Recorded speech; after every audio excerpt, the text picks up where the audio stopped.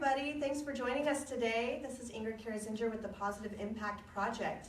Thanks for tuning in. We have a really exciting show today with a panel of experts in their fields, meaning that we have a lot of different people here that do very different things and work in the service of others, of humanity, and also that follow their heart, do their passion, their dream. And it's really inspiring. I think it inspires me, but I think it's inspiring for others to see that we are all just living our dream. And we're going to talk a little bit today about different issues, and if you have any questions, you can feel free to type those in so that we can get those answers and get some discussion going.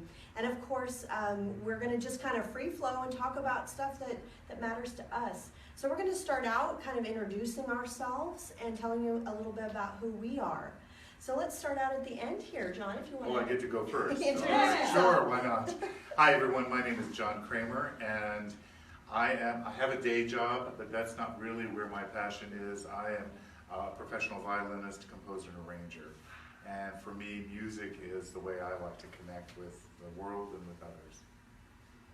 And I'm Grendl. I own CenterPoint Body Mind and Spirit, and I try to facilitate getting people meeting their dreams and meeting their guides and finding their way on a spiritual path. I get to be creative as well. I have a lot of herbal products that I make, and I get to express myself through reading tarot cards and many other creative tasks related to a spiritual path. Jill of all trades. I'm Ingrid Karazincir, and I, of course, love to host this show. It's a live Facebook feed on Facebook Docu-series. And I also do a couple other things. I am a psychic medium, so I do that as well as Reiki healing. I teach psychic development, which is my passion, teaching just kind of a variety of subjects when it comes to mediumship and psychism. And it's been something that I've had my whole life, so it's really natural for me, and I really enjoy it. Thank you. My name is Marco Oliver. I currently work at the Edgar Casey Center, and I'm a variologist. I do angelic Reiki as well as host meetups and workshops and meditations with my partner Shannon. We do bilingual classes and multiple different things. And thanks for joining us here on the veranda. Yes, it's a lovely balcony. Here I at love it. CenterPoint. It's a breeze. Yes, it is awesome. You can smell the ocean, and it's awesome. My name is Shannon Ogg, and I am a spirit walker, and I want to explain a little bit about that. In my world, I see, feel, hear, taste, smell, everything. I do see on the other side as well as this, and a daily, there's nonstop. I don't see no in-between world. I'm also a massage therapist, but I combine a lot of tools together through sound, shamanic type work, where when I work with somebody, the room becomes them, and their guides and angels tell me how to work with them and support them. I don't heal anybody. I hold space for them to heal themselves, so they get to see it in their own dance. So I dance with them. And Marco gets to be a part of that, to see things with me. And we do a group called Conversations with Spiritual People. It's going to be on the road soon because we're not sure where our home is going to be since the ARE Center is closing. Possibility. That's probably where we make up. We are going to be doing a lot of bilingual classes because it's so needed here in the Houston area. I'm trying to learn Spanish, and it's so much fun. Comparte algo con nosotros. Sí. Sí. Un poquito. Yeah, poquito. And I'm really excited about this because it is so needed to be able to have an open dialogue, like we're going to endure on. And I'm going to let Ingram take back control because I'm No, it's great. That's what this is about. We're all people who are passionate about what we do, and I think that part of this show is really about us kind of showing who we are and what we know. And I know that through the years there's been so many people that are seeking and they don't quite know where to start, they don't know where to go to learn what maybe they don't even know what they're needing to learn, but they're looking for guides, looking for teachers, looking for support. And I feel like if nothing else, this show is really about that. It's about giving them options and giving them a little piece of who we are to find out maybe a little bit more about themselves. So tell me, let's start with John. What would you say is really your favorite part about music and doing that? I mean, how did that all begin? Well, it began when I was 6 years old. My father had played the violin when he was growing up and wanted me to play, and I resisted. I didn't want to play the violin. But actually over time it turned out that I was pretty good at it. It was amazing. I think it amazed everyone, including myself. But playing music was really more about, I guess on several levels. One was being able to recreate what was written, so taking what was in someone's mind who had committed it on paper and trying to breathe life or to infuse my own musical point of view onto something that was already written and had some type of, was born out of someone else's inspiration. And that sort of led me into, well, hey, I'd like to try to compose and do some things as well. And, you know, growing up as a classically trained violinist, where it was all about learning styles and rules and working within parameters, the idea of really sort of opening up and improvising, let's say like a jazz artist, it's a really different idiom. You didn't really see that much of it for violinists. You know, if I played the saxophone, it would be, or piano, it would have been perhaps a little easier to imagine. And that awakening came when through high school, I actually got to play with a music group called the Gypsies. Greg Harper had it at the time. He's no longer with us, but in spirit, it's just, and that opened me up to the world of improvisation and having fun with music, not stressing out over it. And that sort of was the genesis for what became a lifelong passion for me to just compose. And I really find, for me, it's about connections. You know, one of the things that I find so fascinating, we all have different backgrounds and how we can use that to play off of each other. You mentioned dance, the dance in your work, and so it's the back and forth and that movement and that dialogue, or that really inspires me. And so with the music, I find I'm very drawn to ancient Byzantine chant, and then repurposing it or mixing it up with electronica and creating sound libraries that and sounds off of the violin and various instruments and voice to create something brand new. But embedded in all of that is the DNA, if you will, of the violin and of this ancient melody. So I find that I can be inspired by the past, but yet it leads me to create something that is original, and hopefully is something people enjoy hearing. And you have a CD out, right? I have two, actually, and that was a real interesting project. I got to work with an amazing composer, mixer, arranger in Arizona, Justin, oh my gosh, he's not going to appreciate it, I forgot his name. But, oh my gosh, now I'm having a minute. It's on Amazon too, right? Yes, it's on Amazon, and what is the name also, of this? so we wanted to create, it's called Somniferious. And Somniferious is that in-between state of being half asleep and half awake. And it's that point where you allow your consciousness to be freely connect with all things of this world and beyond. And so Justin Lassen, by the way. And it's a beautiful, beautiful music on that CD, both CDs. But I've heard them, and it's just amazing. It's like you're in you get taken into another place, another time and dimension. Thank you, and that's really.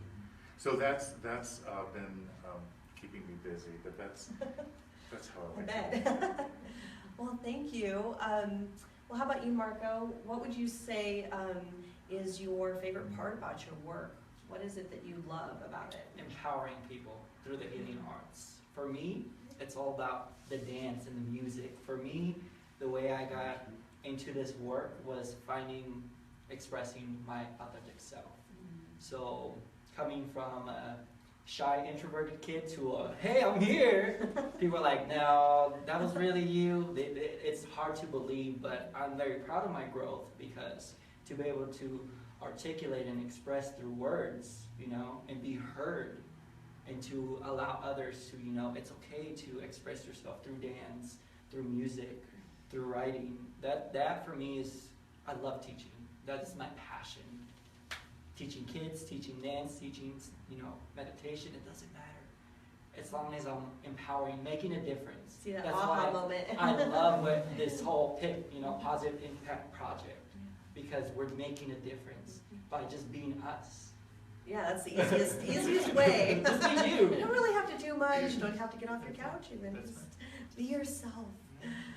Well, how about you, Grendel? What is your favorite part about your work? What do you love? I like the hugs that people offer after they feel that they've been raised to another level, that they feel that they've learned something brilliant and new to help them face the next step on their path. I love seeing practitioners really becoming successful in their work, offering the space to connect them with the people that will help. It's mutual benefit for both of them. I love seeing just the all ages come through here and find that there's just a peace and a feeling of a good vibration. I hear that over and over. Not the song stuck in my head. Yeah. Good vibration. And for me, I guess a lot of it started in a shamanic sense. I started in high school with more on a shaman path, really studying more nature and being very nature oriented. And when I went away to college, I learned that there was a whole new world of all different kinds of things. And I still want to learn more myself. But I love to teach too. So I think that's the thing that is the joy that people have after they have kind of some epiphany of how they can make their life better, or how it's already good, and it's not as bad as they thought it was. And permission to just enjoy themselves, Yes. right? And doesn't that feel amazing when you see others really capturing that moment? Yes. And experiencing it maybe for the first time in a long time. And that actually inspires me, it fills me as well. I always have boxes of Kleenexes at my classes Yeah.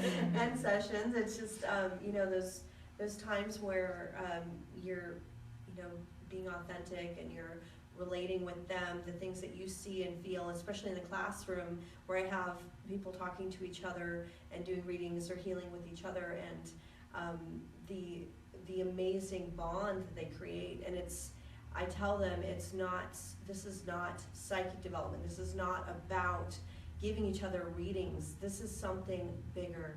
You are creating this beautiful, authentic communication that you could take out into the world.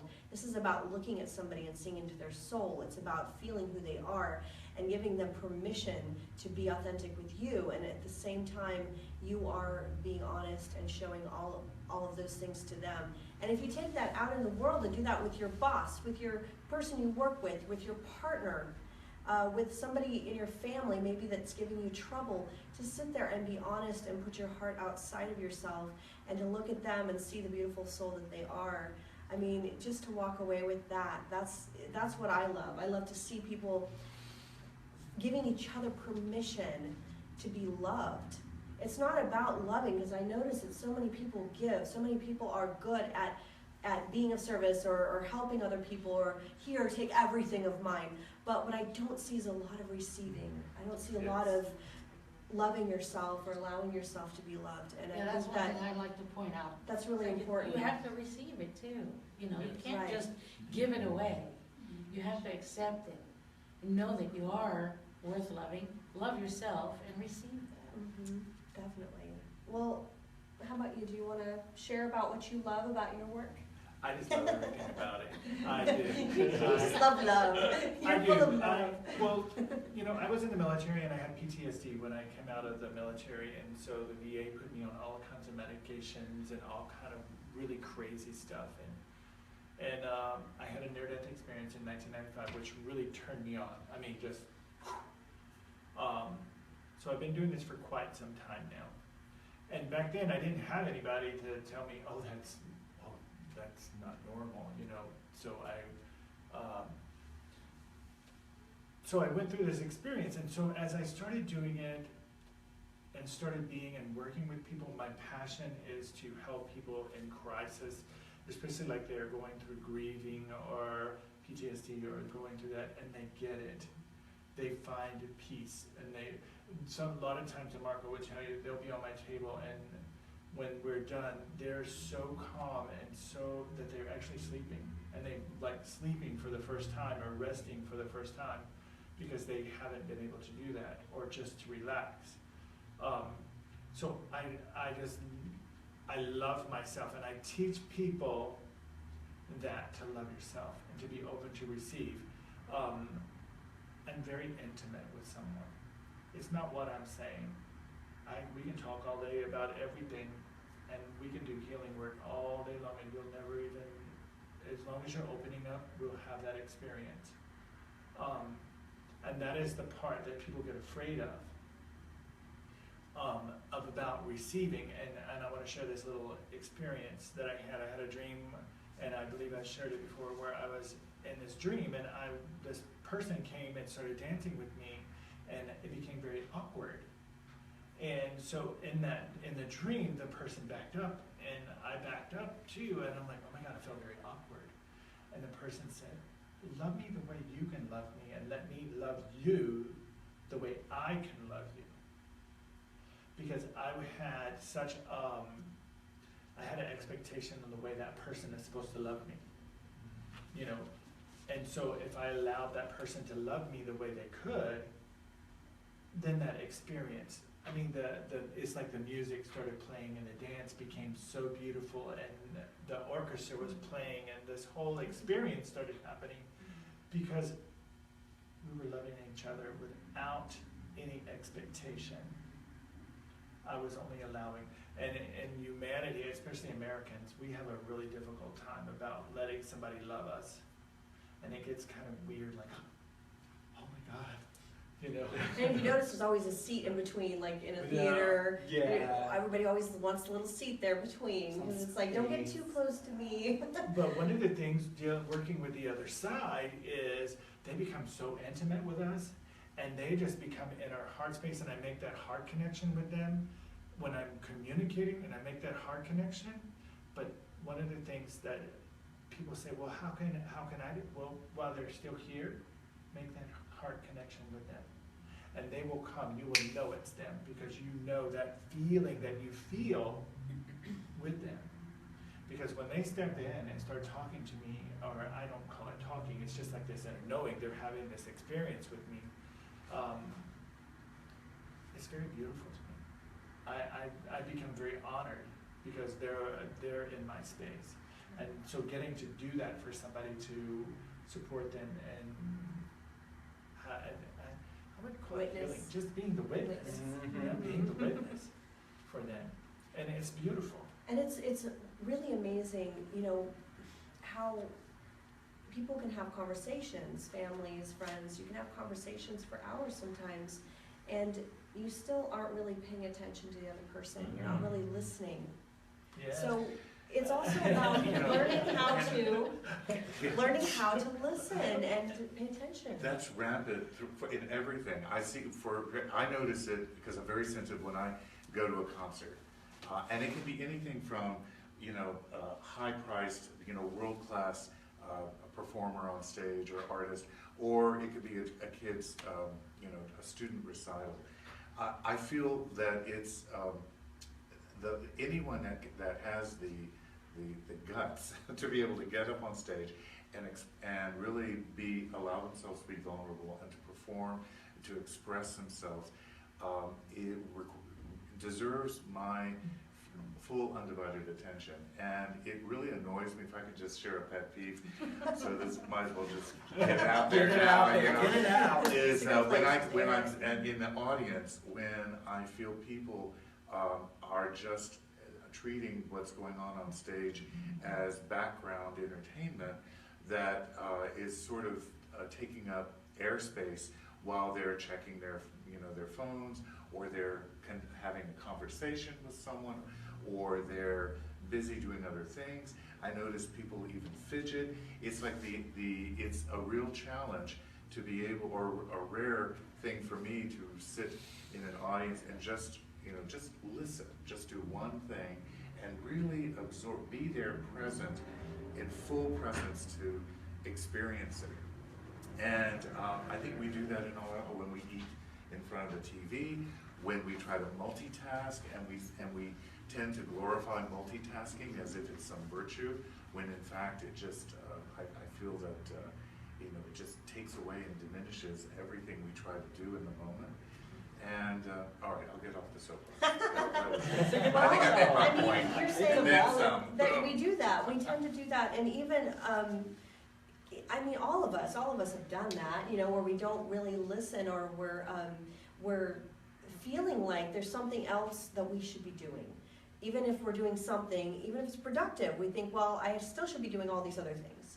So it's really hard to be present sometimes, and I think it's important for us to give ourselves permission, whether it's listening to music, or doing healing, or receiving healing, or getting a reading. But I feel like it's really important for us to be able to learn how to be comfortable in our own skin, to just relax, to center. And meditation is about that, but I feel like meditation itself has been used so much, the term, and there's a lot of different types, and not everybody thinks, well, I can't really meditate, I just sit there and think about all the things I have to do, and I can't wait to get up and just go do them. So it's not always something that we understand is actually the only thing that we should be doing.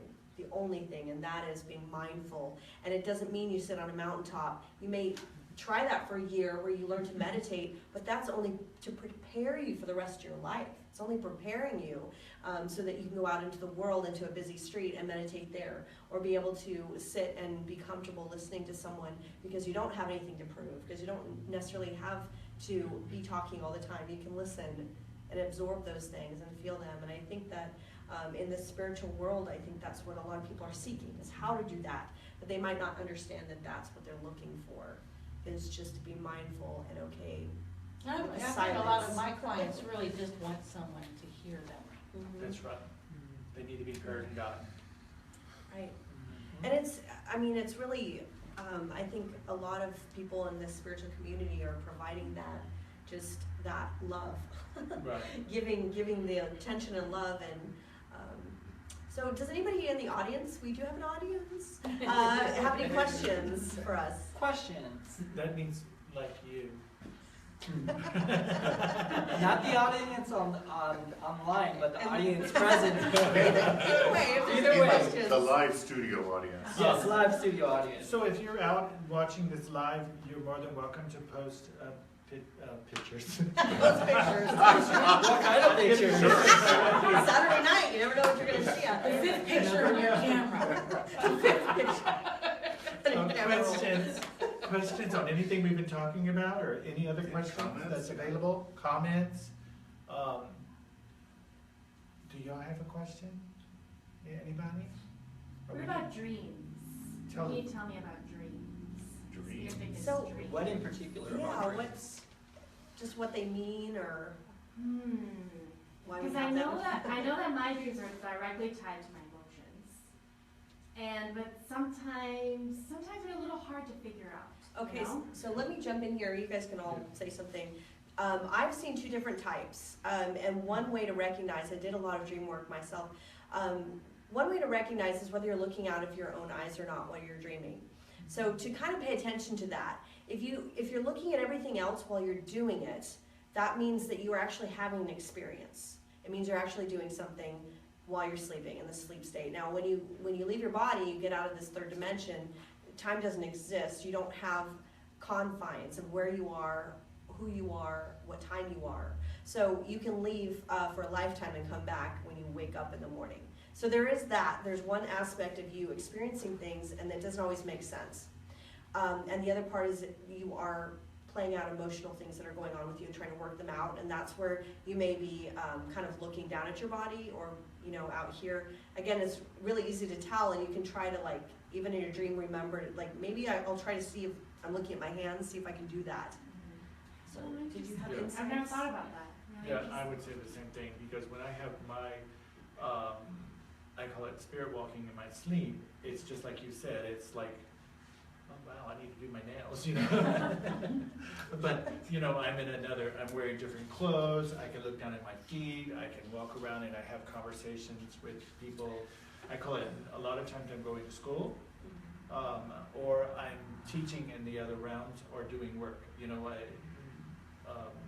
Because part of my job is to work in the other realms, and help move some of the energies. I'm one of the people that stand on the mountains. I know you've seen this, standing up there with the staff. I'm one of those guys that are watchers, and we're moving the energies so that people can have the experience that they're supposed to have here in this third dimensional realm. So in the dream state, when you're having an emotional one, you'll have some emotions with it and things like that. And normally those are, every aspect in it is about you. Even the other people in the Even dream the are other facets people. of yourself. Now, Yeah. what's interesting for me is, because I'm almost 60, and yet when I dream, I can look at myself, I experience it in first person, so I'm experiencing it, but I'm 30. It's how I was when I was 30. It's my energy. I feel I'm not aware of, and what's odd, I don't know, maybe someone can explain what's going on, but I've been aware of that now as I've gotten older, that my dream self hasn't aged. It just has stayed at 30. And the experiences, and as I work out emotional things, and then I have these odd combinations you were talking about.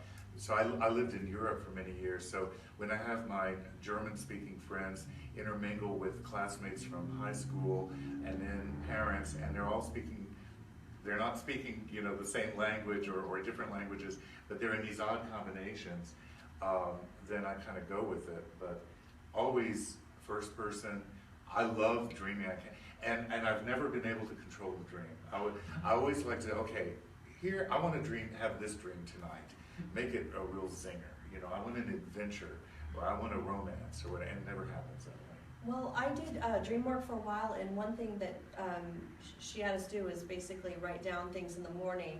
Before you go to bed, you can say, I want to remember my dream. And that started to really work. Night after night, I'd say, I want to remember it. Pretty soon, I was like, I don't want to remember it. After a while, I was like, I really just want to sleep tonight, because it would become more and more vivid every time I did that. But in the morning, I had a sheet that I used, and it was, you write down the title as if it was a movie. What is the theme? And it's kind of your message of the movie, and then, or the dream. And then you write down the 3 or 4 main characters. Who are these people? And then you can write characteristics about them. What do they represent to you? So those are aspects of yourself. Just kind of understanding the dream better.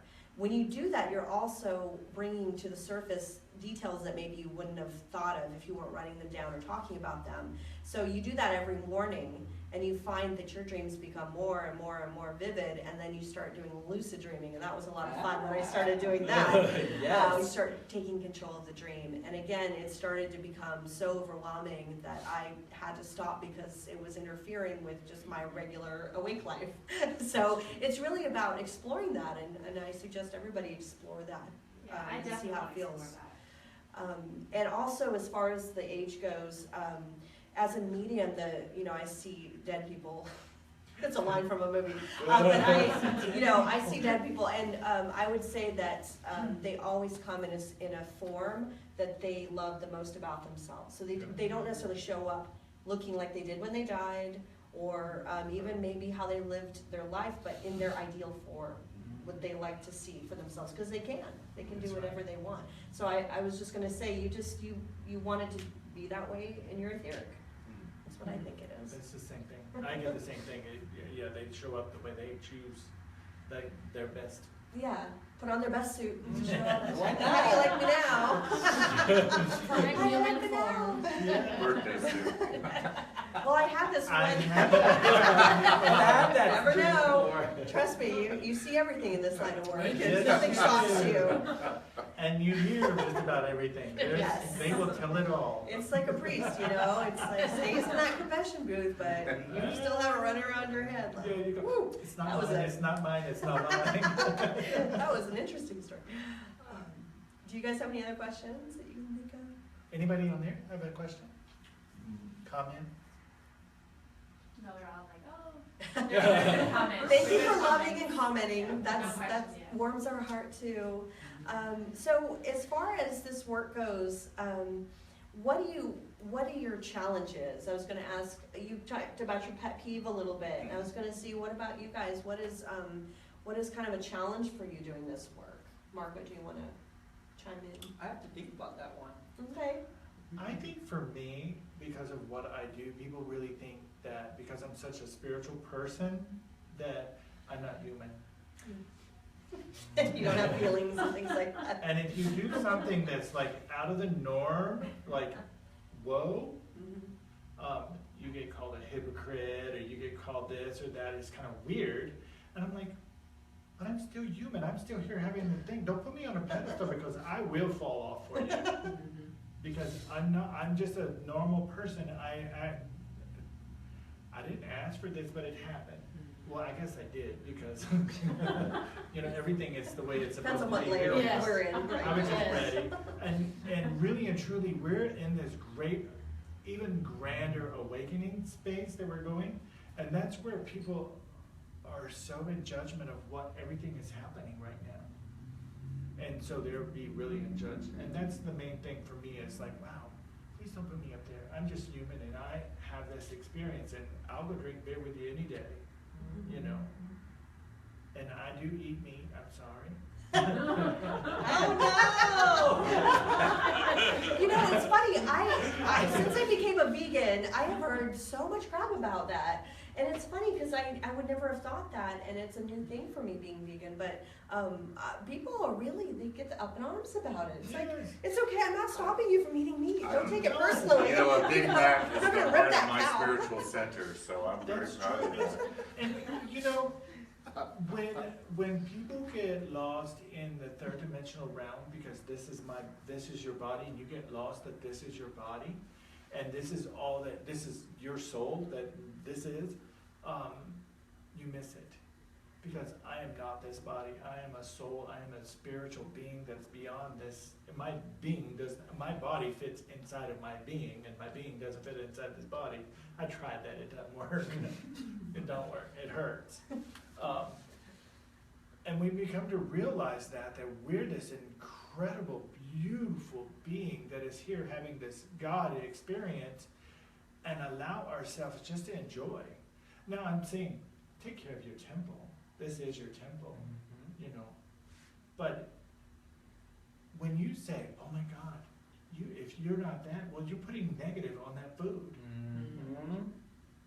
If you're not this, well, you're putting negative on that. Gotta be impeccable with your words. That's right. Why are you sending that? Why don't you just allow somebody to be? Why don't you allow that food to be? It makes me think that, you know, when somebody does react strongly to something, whether it's the veganism, I always think, okay, so this is really touching a chord in that person. Yes, and it I is. wonder why, you know, and oftentimes they won't question.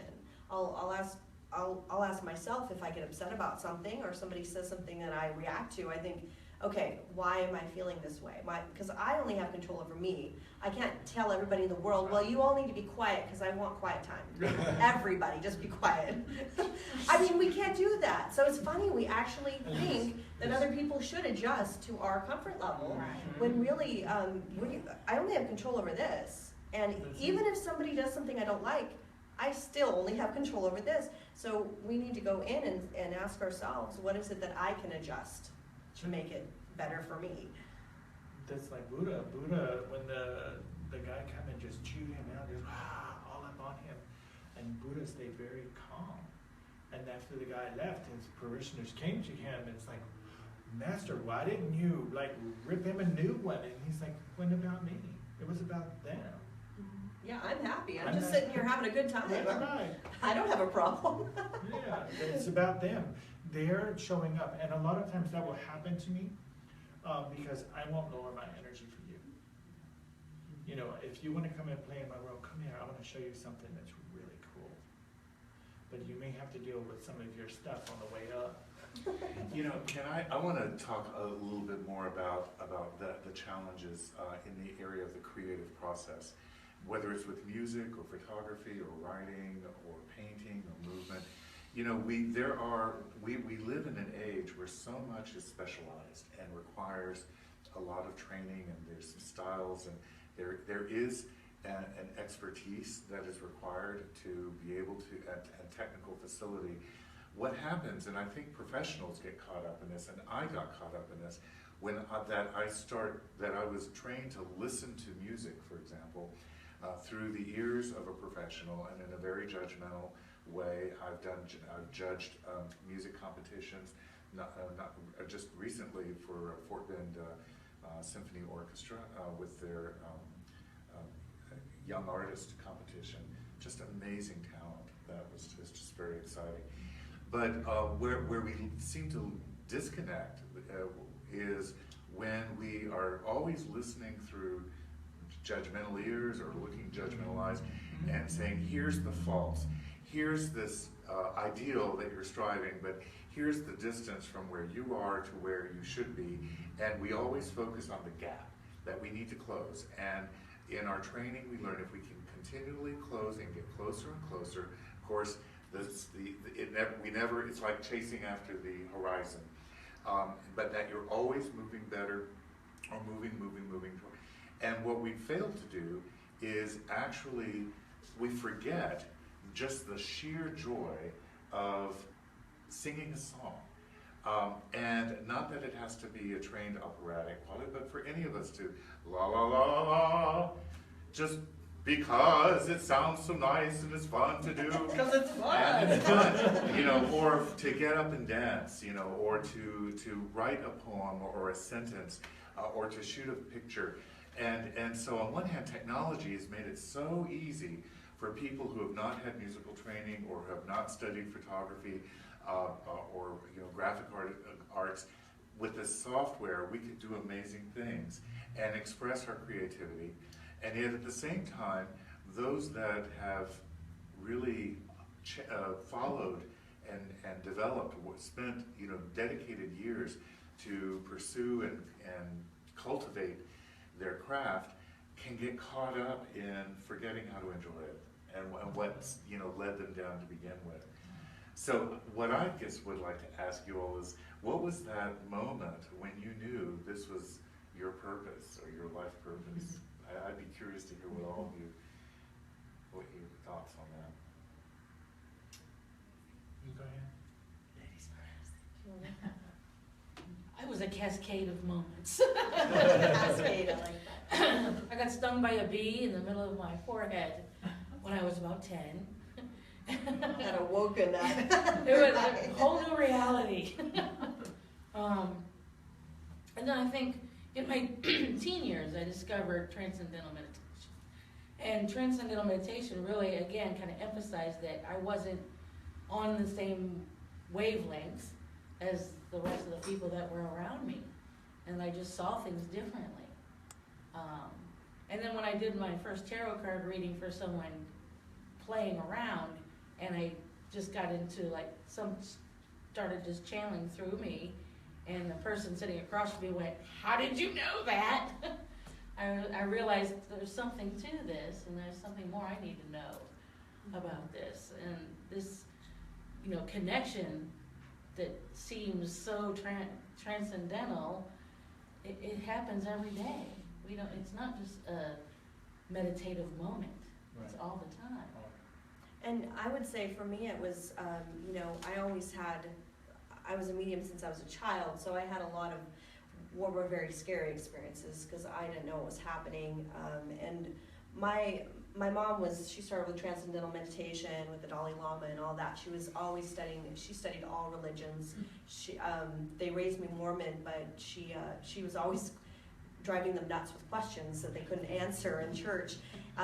But she read every book there was. I mean, she wanted to learn all about everything. But my parents raised me overseas in many countries because they were trying to save the world. My dad was an ag engineer, and he helped set up irrigation systems, taught people how to use their own land, basically farming and things like that.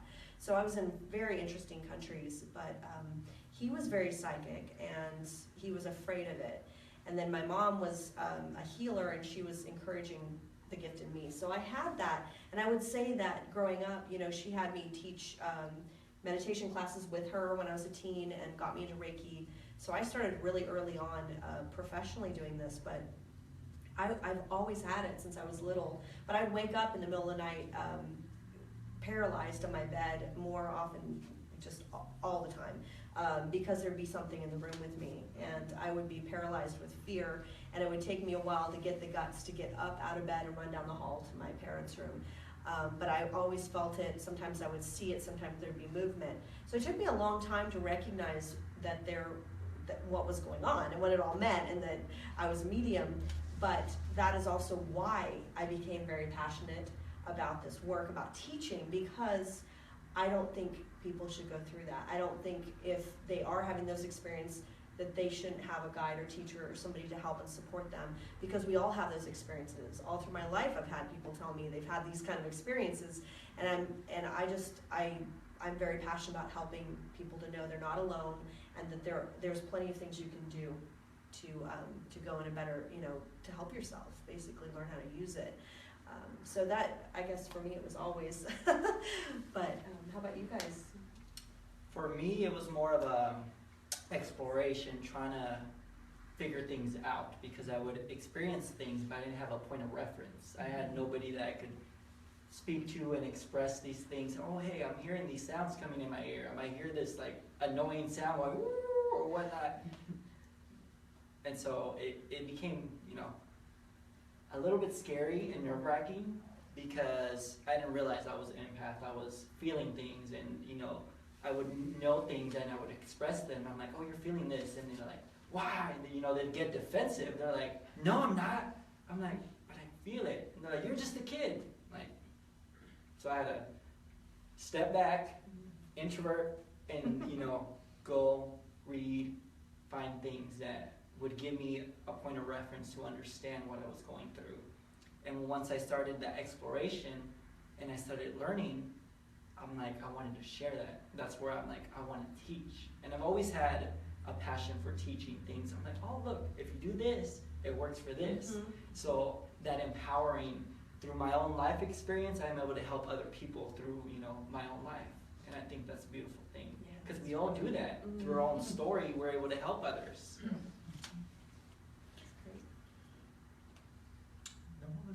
You had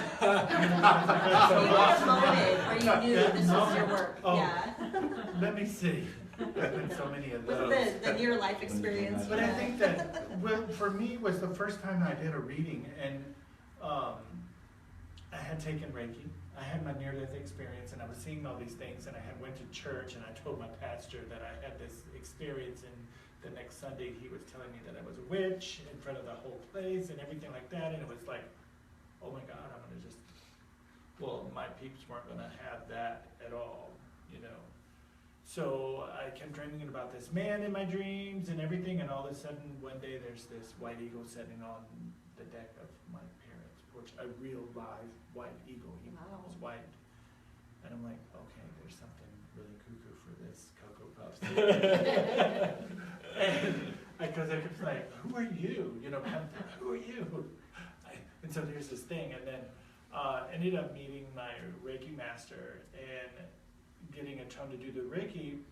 And at the Edgar Casey Center, when they first opened up and they built the big auditorium, Frances actually was doing the metaphysical fairs there, and she tricked me. she set a little table up, and she had me, I helped her, I set all the tables up as part of my thing, and if there's one table, she said, oh, put your jacket over there.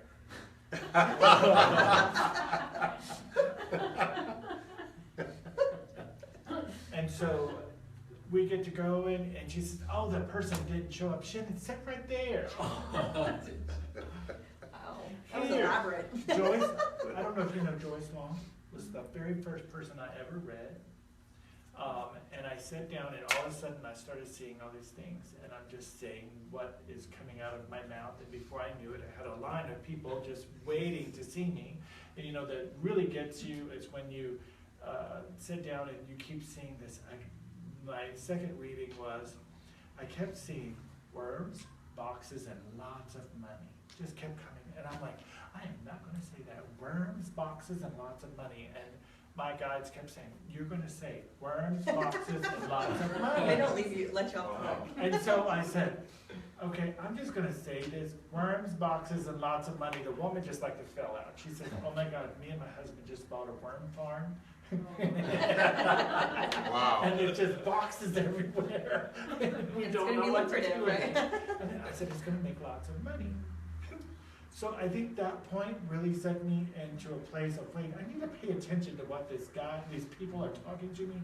And you know, the further up in your evolution, you change on guides and they move and things. But so I think that really set the point of me going, okay, there's something to this. Should probably do this more.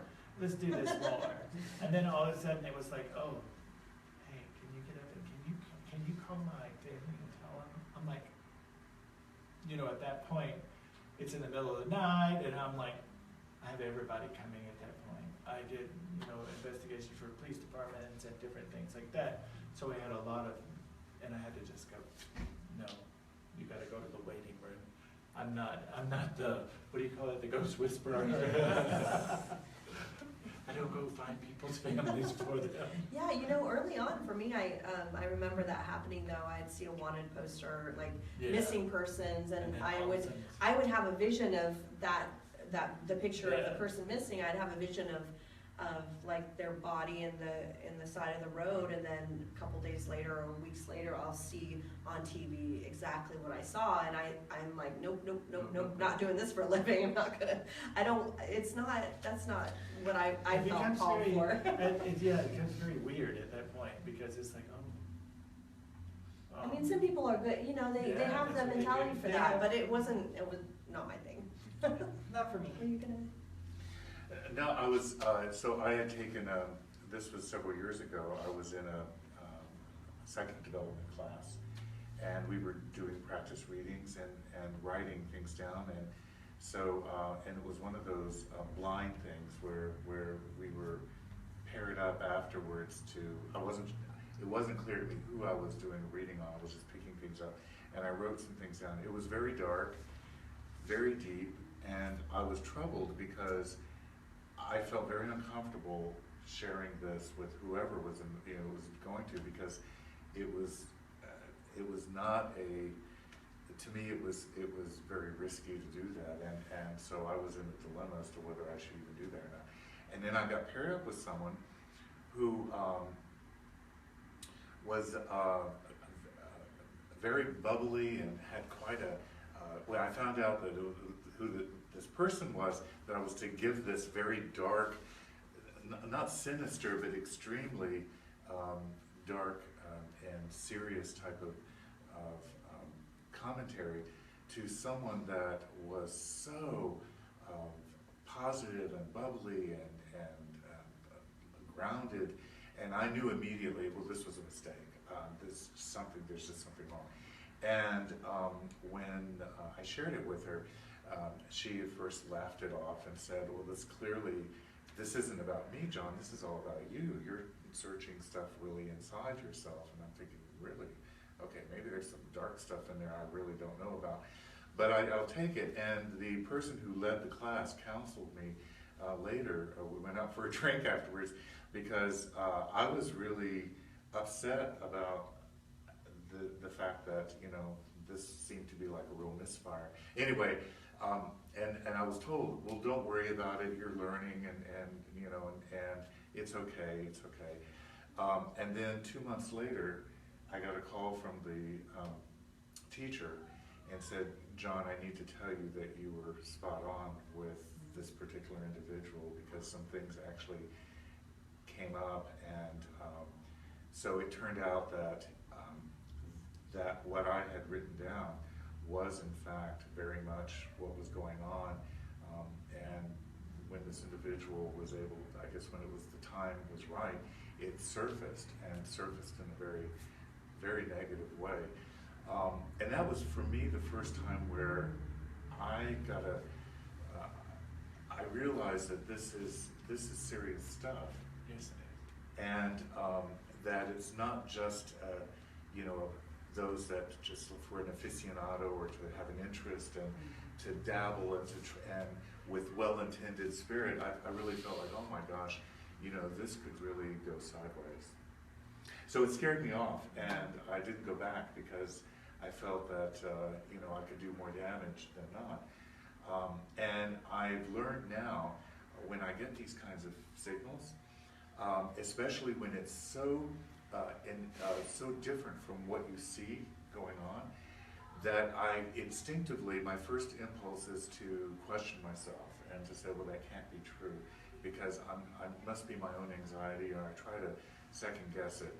But more and more I'm realizing that there is something else going on that I pick up, and it's not always sinister, but it's when it's in opposition with what you see, it doesn't necessarily mean that you're off base. I guess that's the lesson for me. And you know, doing psychic readings are also very, they're intimate, you know, it's an intimate thing to do. And even in my classes, you know, I try to pay attention what each person is doing and how they're reading, and get a lot of feedback and a lot of discussion, so that I can help people along the way with that. But I've always, from the very beginning, I've always only given positive readings, or at least when I did see dark things, I was saying, you know what, this isn't helpful. And I mean, it really depends on what it is. But if I do see something dark, I always say, you know, well, what can I tell them that's going to help with the situation? And check back in and ask questions like, well, what can I tell them?